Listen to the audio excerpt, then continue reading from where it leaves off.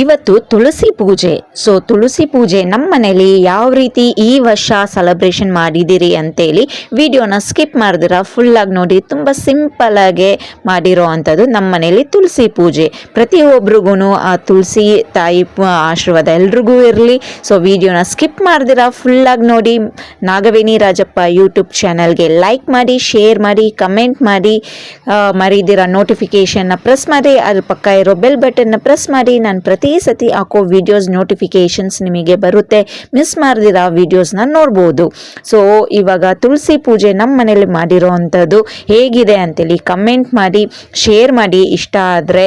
So ಪ್ರತಿಯೊಬ್ರಿಗೂ ತುಳಸಿ ಹಬ್ಬದ ಶುಭಾಶಯಗಳು.